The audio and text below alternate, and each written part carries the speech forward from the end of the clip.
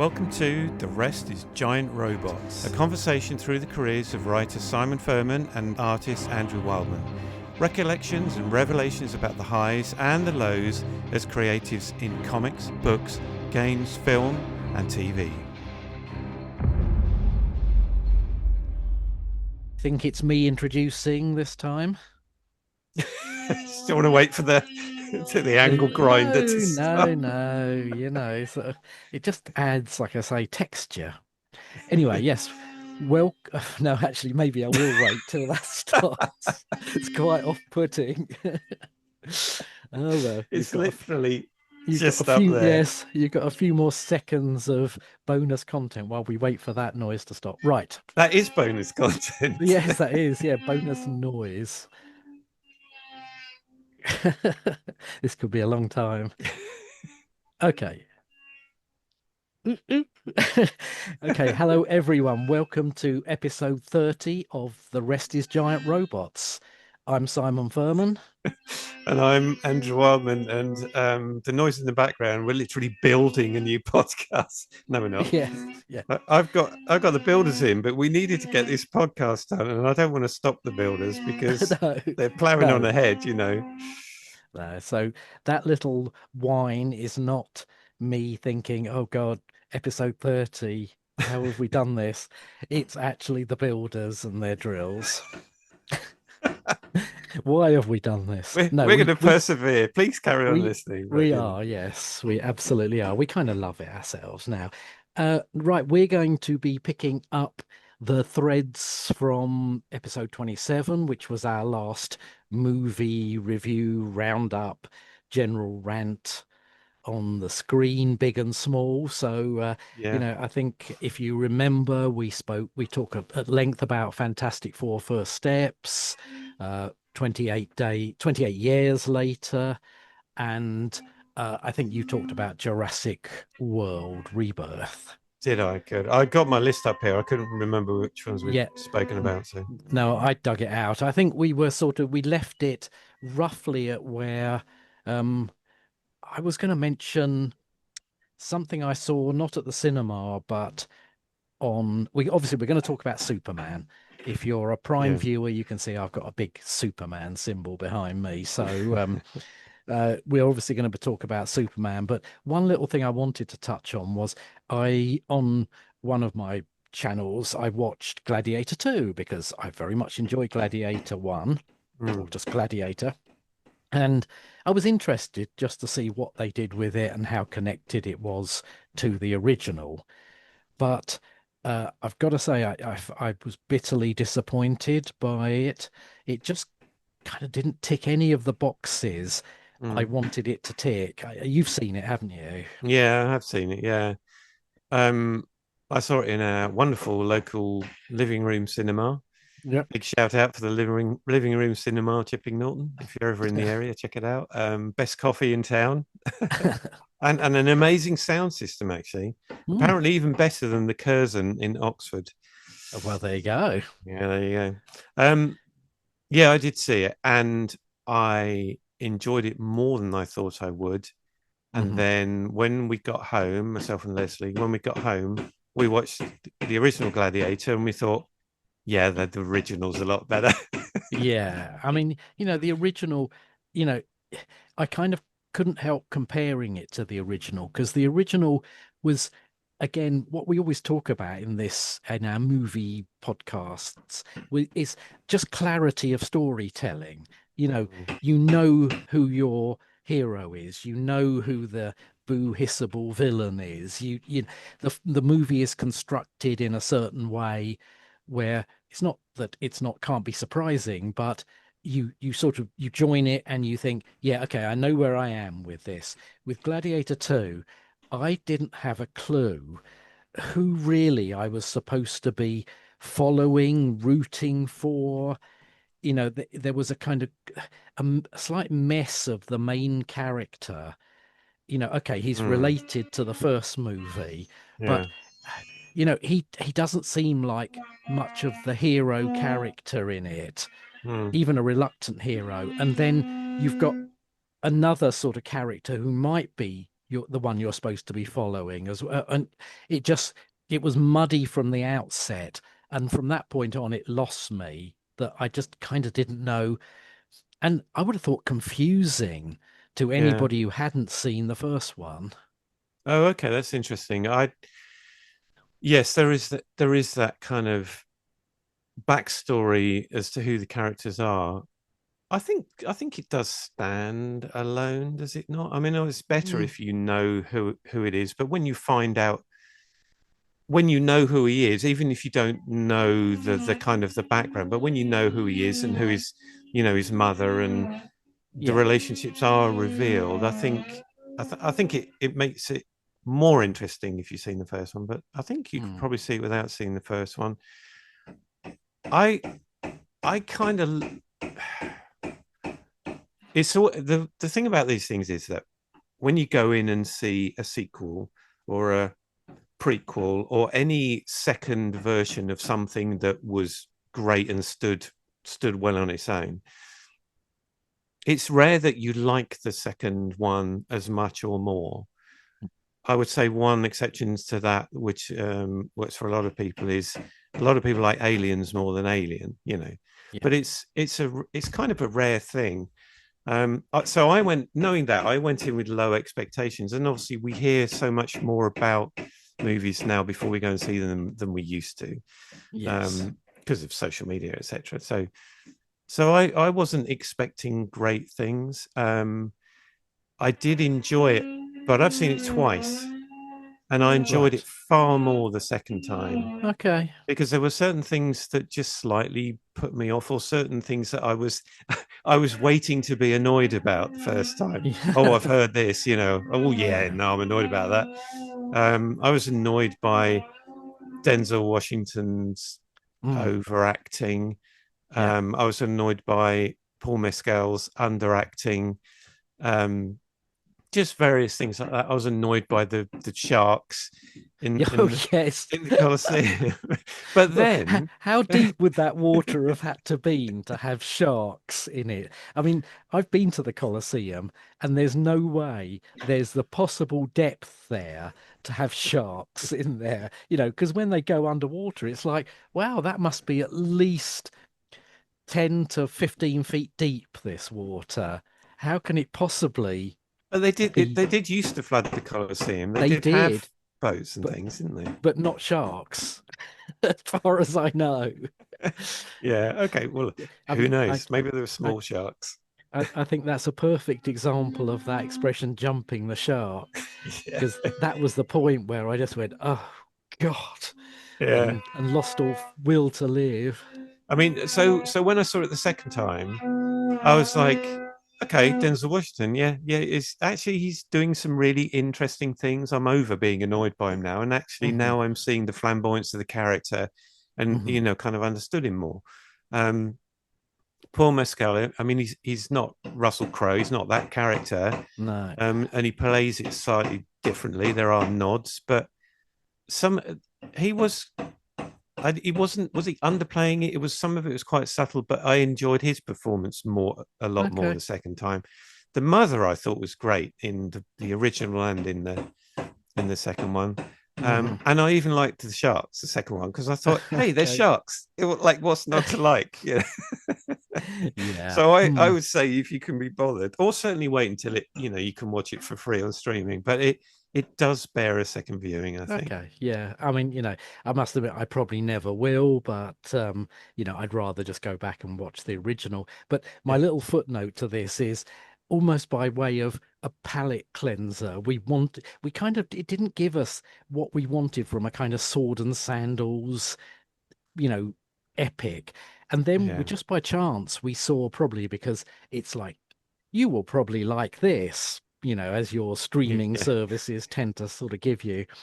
You were probably like this, and it was Pompeii, a film with Kit Harington from Okay. 2014. Not the Frankie Howard No, no, no, series. no, no, not Up Pompeii the movie, which has its merits too. But no, this is Pompeii, and you know what? It might be a little bit creaky in places, but in terms of construction, I thought it's exactly what I want from this genre.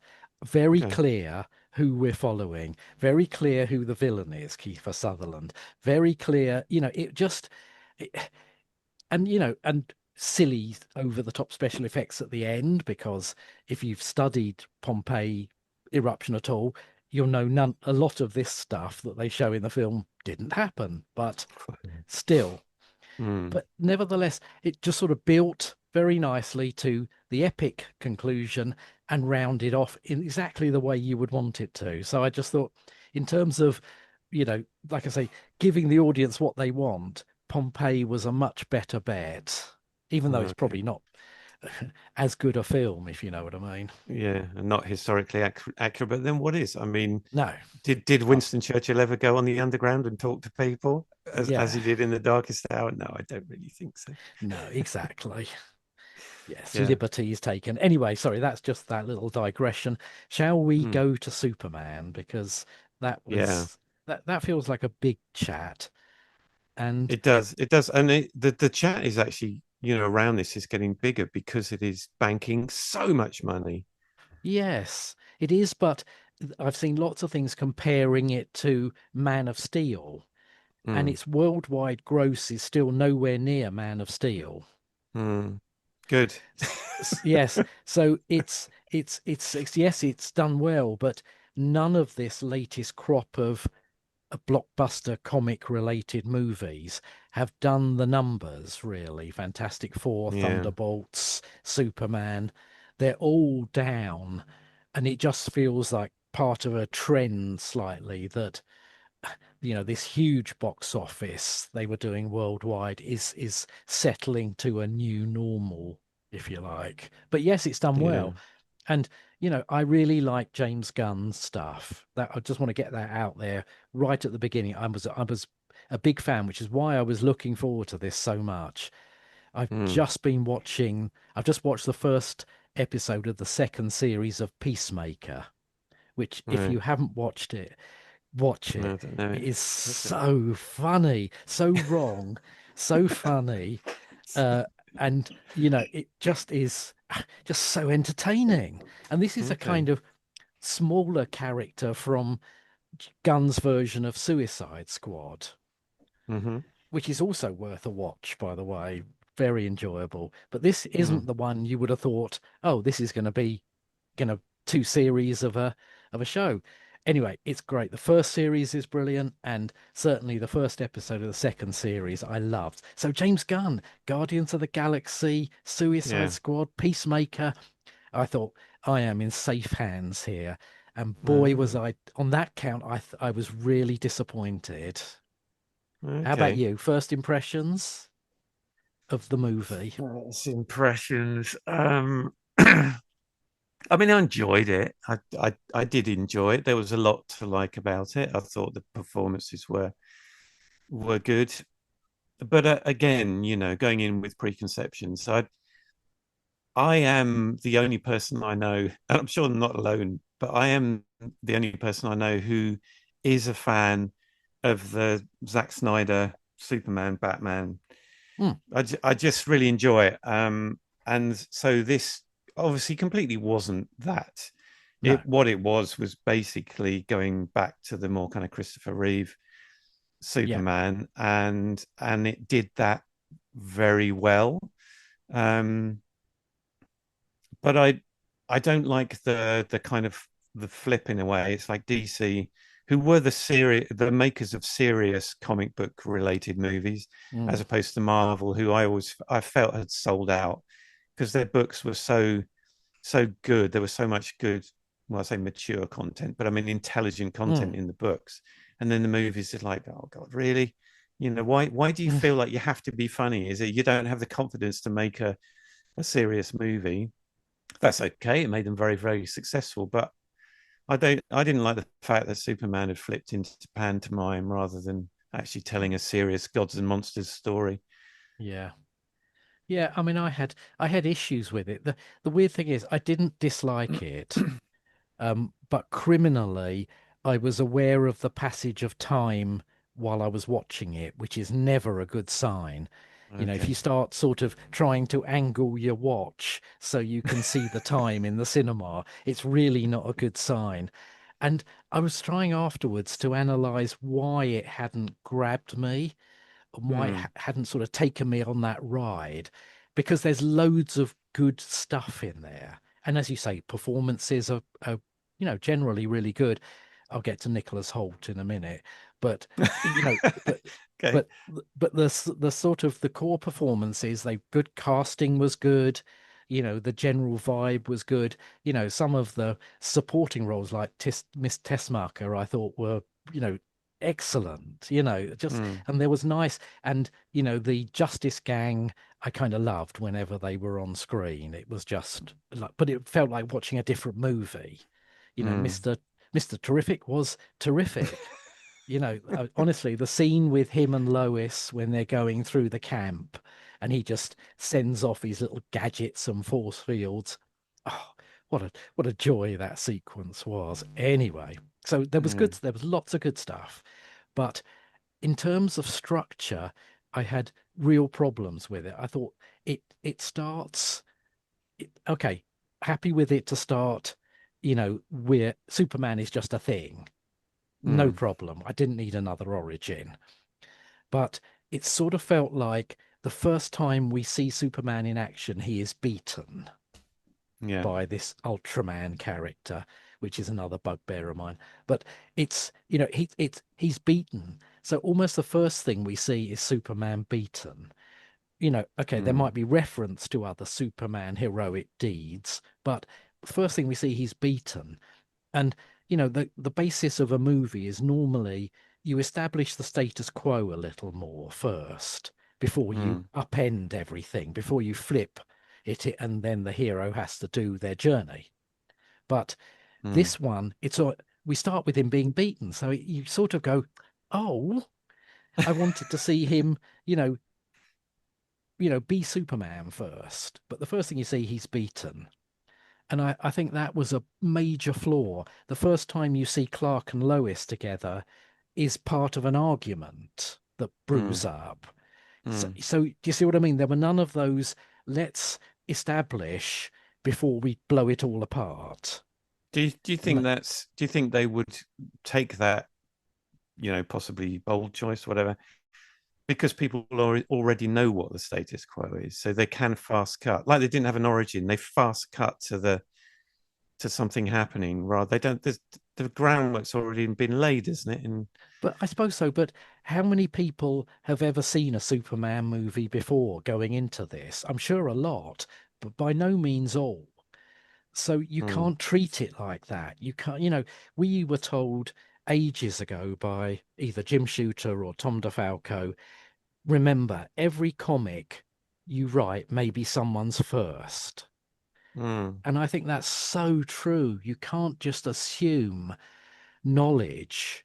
It's mm, got to be self-sustaining and self-supporting. If you took someone from Mars and sat them down in front of a Superman movie, they might say, "Well, I'm confused here." mm, Okay, extreme example, but I just think you can't do that. You can't say, "Oh, we presume knowledge. Nobody needs to know that." I think they do. And I think it was fundamentally flawed at the start because it ignored that. okay, Anyway, yeah, they so, did. Yeah. I mean, that's just my opinion, as all these are just our opinions.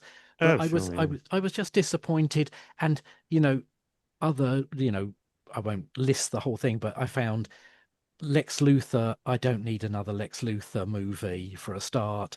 And Nicholas Hoult overacted sort of terribly.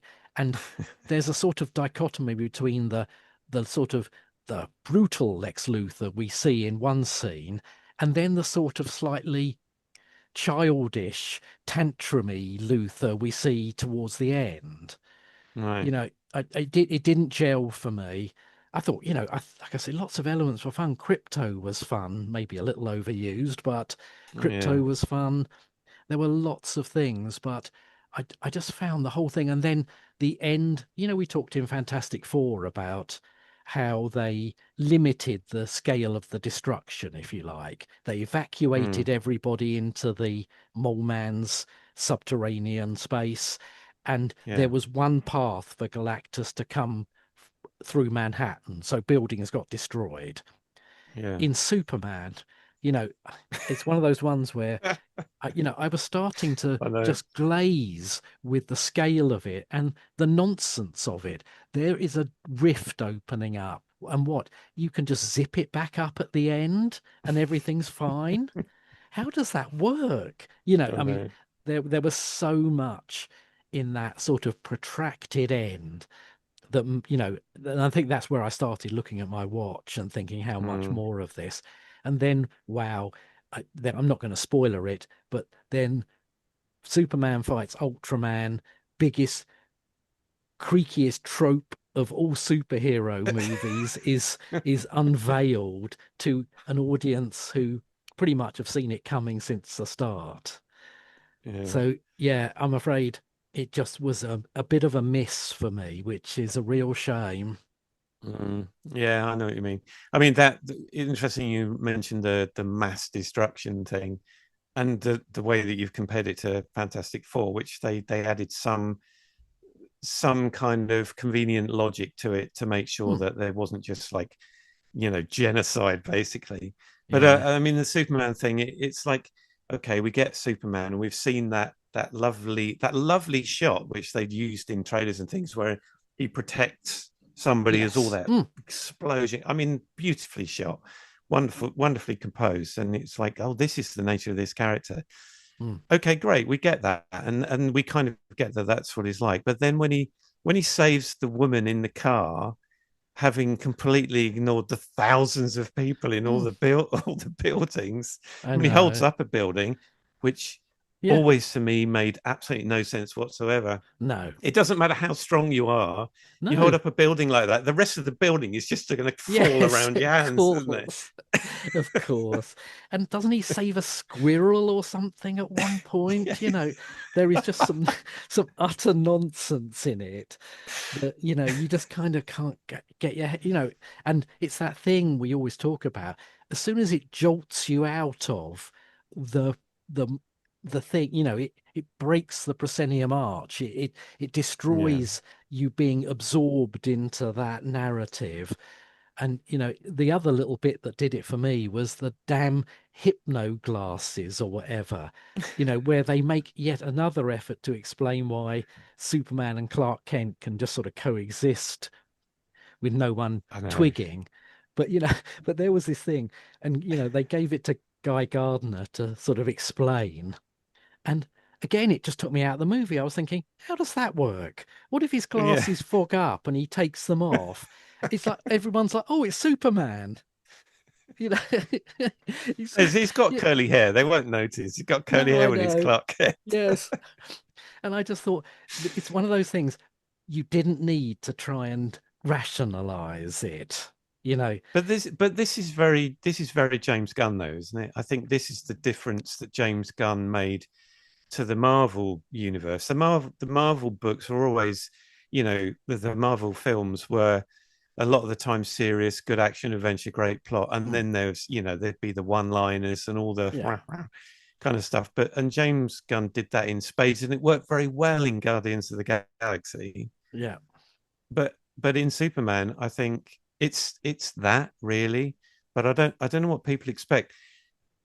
Because I was talking to a director friend of mine, and he'd just seen it, and I said, he said, well, what did you think? And I told him what I thought, and he said, I really liked it. I said, Mhm, why? But why did you like it? You're mm. you're supposed to know better. And he said, because I liked it because I enjoyed the old Christopher Reeve Superman movies, and this seemed to be going back to that kind of approach and putting Mhm. its new kind of contemporary spin on it in, Yeah. in all aspects in terms of the tech and the humor and all Mm. that kind of thing. And he said, so I feel like I've got my Superman back. Okay. And I said, did have you ever read any of the comics? And he said, no.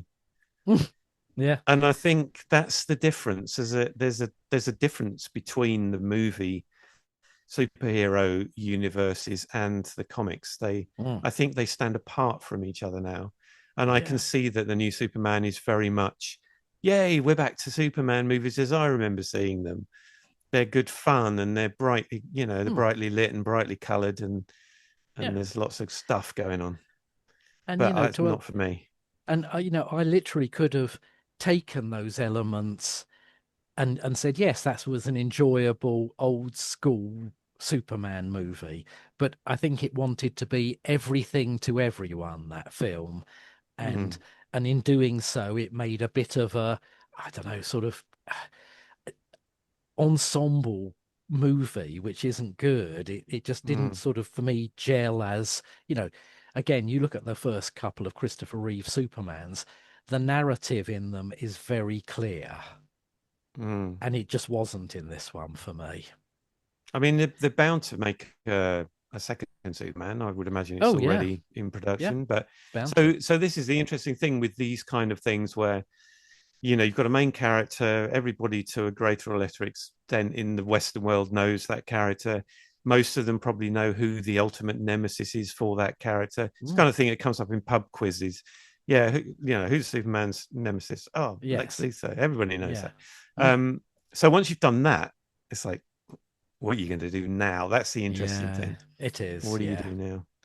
So shall But we as move I on? have, Oh, oh, I'll sorry. just one last thing on it. Yeah, Like I say, I'm kind of more of a fan of the Zack Snyder, yeah, Man of Steel and Batman versus Superman, and the reason for that is because having worked in comics and having worked in comics late 80s through the 90s, I know how we all fought so hard to have comics taken seriously as a yeah, serious kind of narrative medium, and the breakthroughs that were created by people like Alan Moore and Dave Gibbons and blood, all that kind of stuff, and suddenly they were taken seriously as a piece of literature, and this just seems to undo all of that.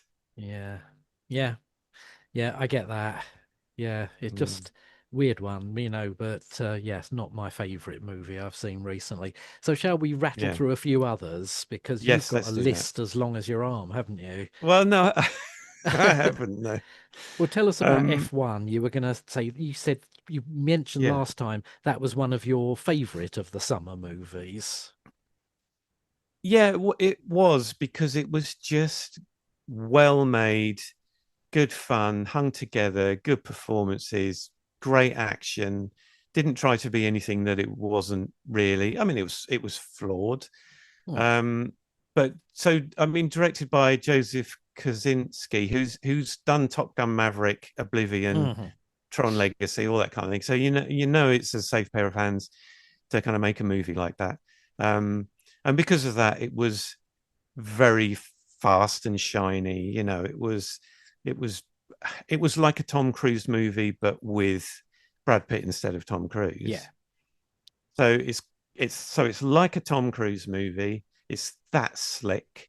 Um, I think what made it better, amazing as Tom Cruise is. I mean, he's a legend in the industry now. Hmm. Um, but I think Brad Pitt brought something to that kind of lead male role that Tom Cruise doesn't do. He was cool. I mean, he just really was as cool as anything. He played it so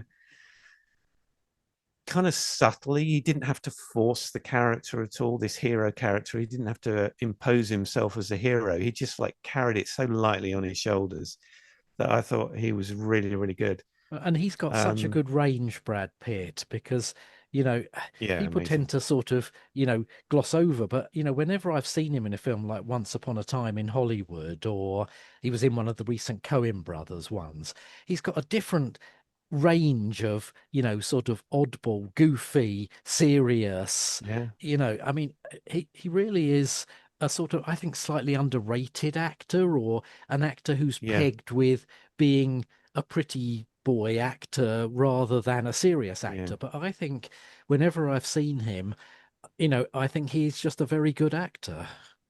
Yeah, I mean, he almost didn't need to make this film. It's very much that kind of Steve McQueen thing. It's like, Mm, yeah, I love cars. I'm going to make a film with cars so I can drive cars, yeah, which is yeah. fantastic. But I mean, the thing that had always fascinated me about Brad Pitt and with only a handful of other actors for me was, and this almost relates to the things I've said about Optimus Prime in a way as well. The thing that Brad Pitt does, um, is that he can portray emotion with just the slightest movement of his eyebrows.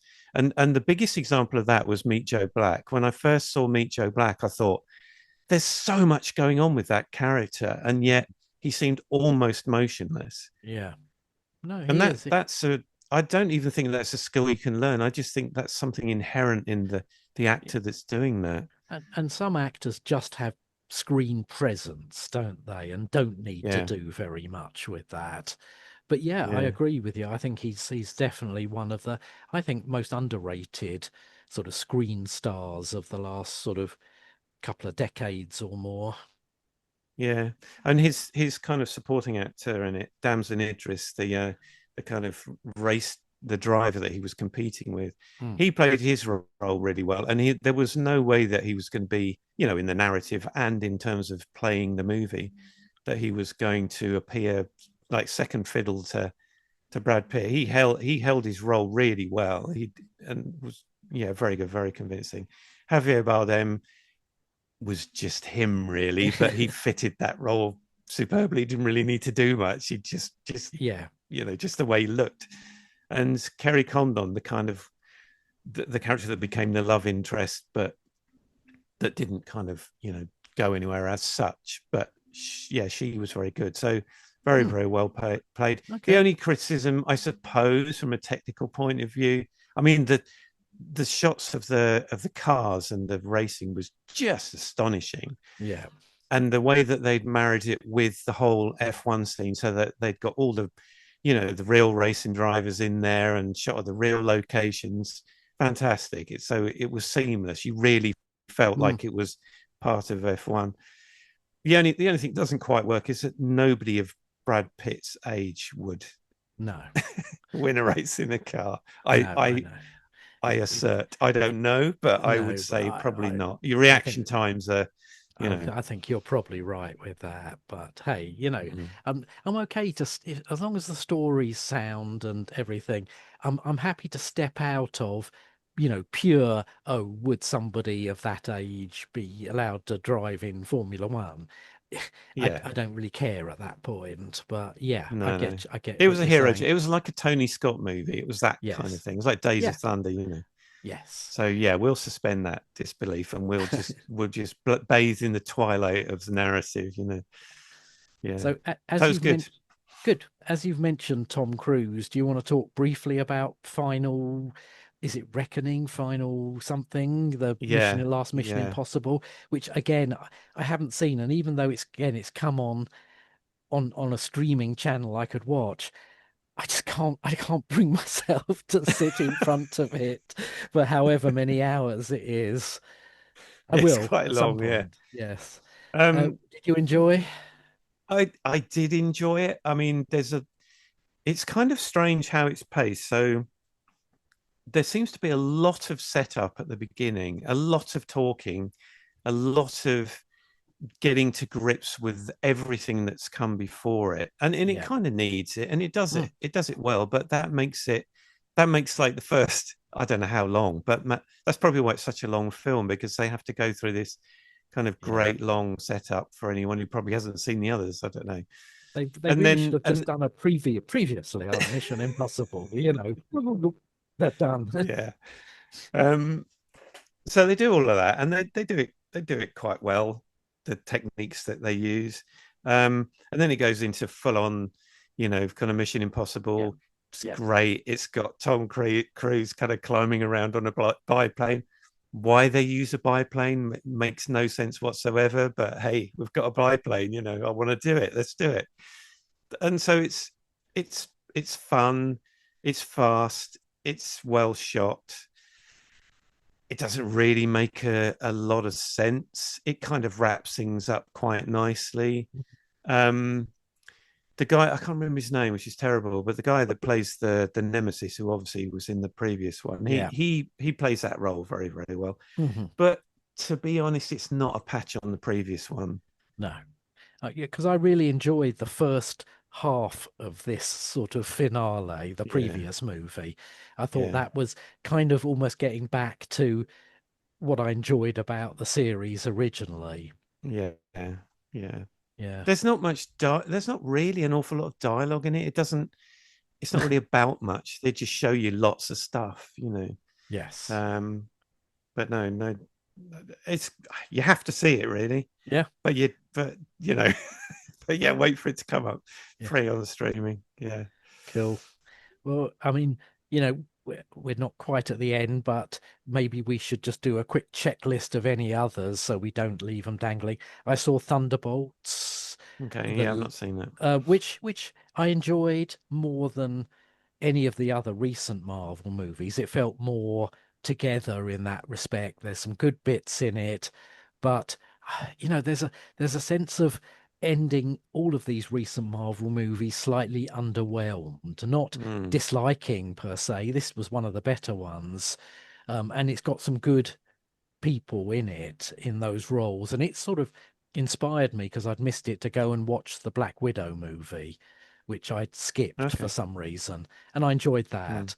But yeah, it was good, but again, you kind of think, oh, this is just a setup for the next thing and the next thing. So yeah, Yeah, yeah.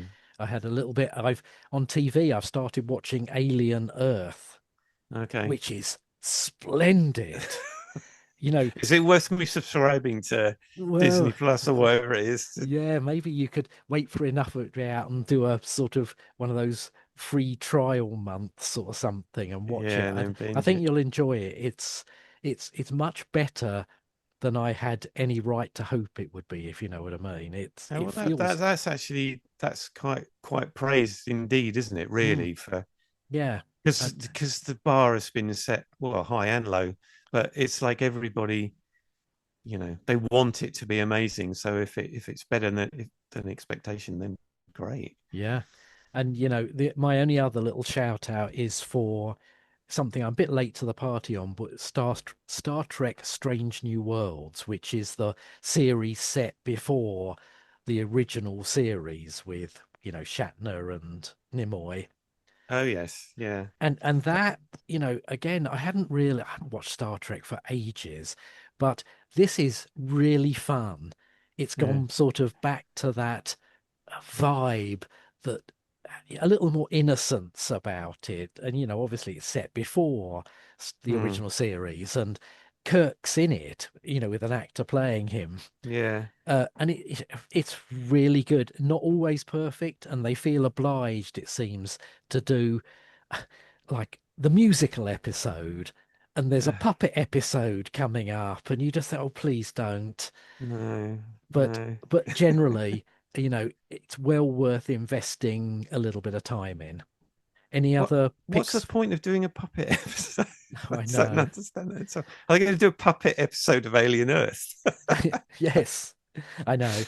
But there is one very funny episode that I thought could have been terrible, where there's an animated series called Lower Decks, Yeah.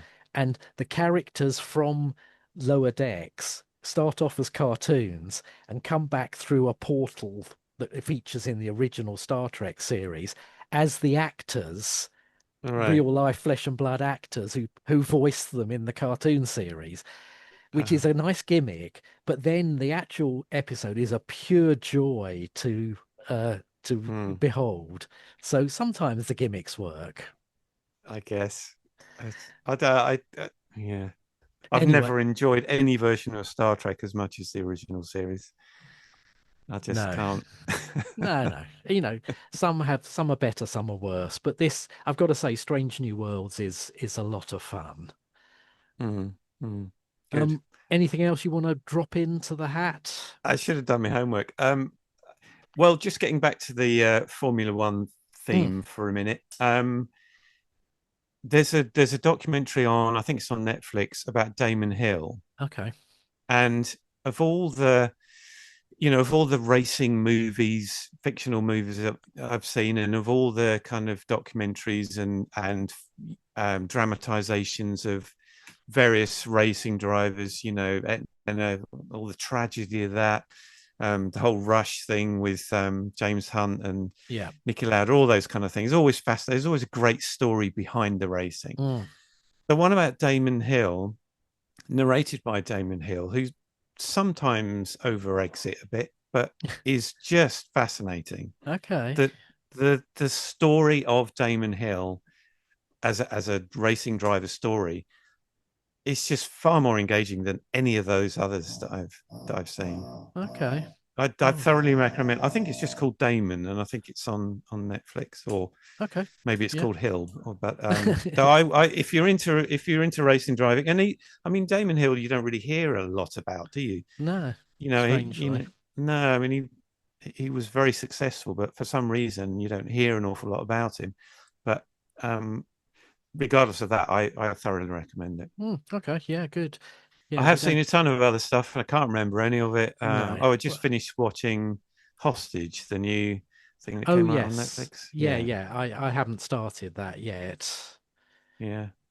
Saran Jones is always good. Yeah. Um, there was lots in it that was really great. It didn't quite grip me as much as I wanted it to, mainly because the reveal of the villain at the end, the way they do it, or the way that he gets revealed, is a bit kind of Scooby Doo. Oh God.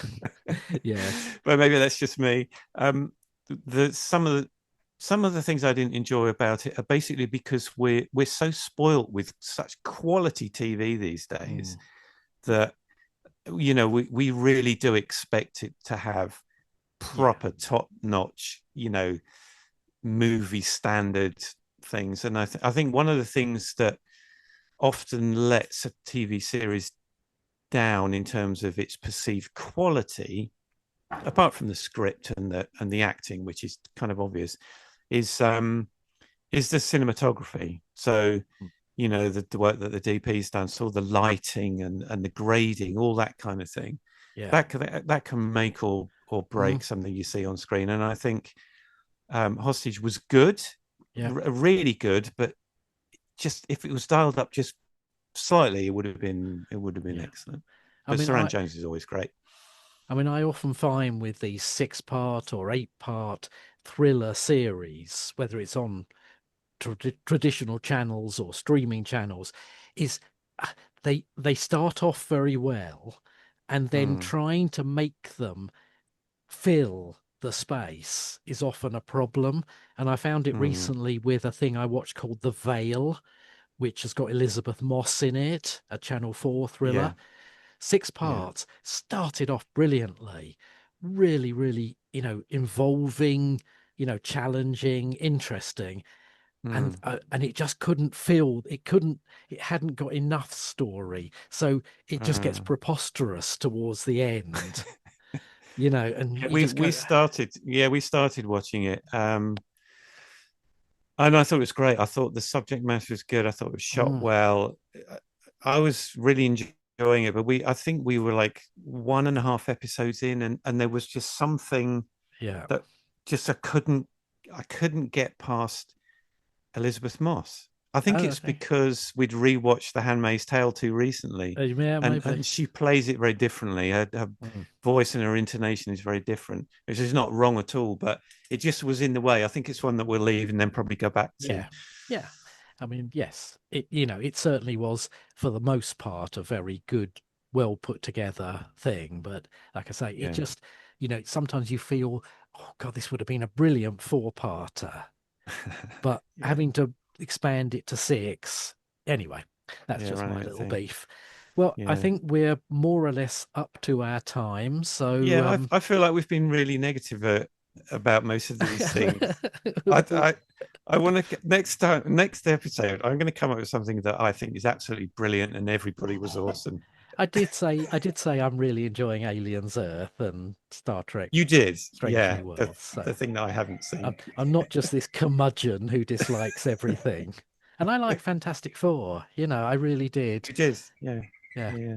So, but Mm. yes, yeah, I do find it hard, and I find people now telling me, "Oh, I used to enjoy films more until you started talking about them," if you know what I mean, because, it's like now I start to see them in those ways, and it slightly ruins it for me. So I do apologize to anyone listening if I'm now making you see films in a different kind of way. But Yeah. Leslie always says that about me. She says, "Oh, just stop talking about the things that are not right in this film we're watching," because you indeed, kind of like pull back the curtain, don't you, and yes, yeah, reveal the mechanics behind it.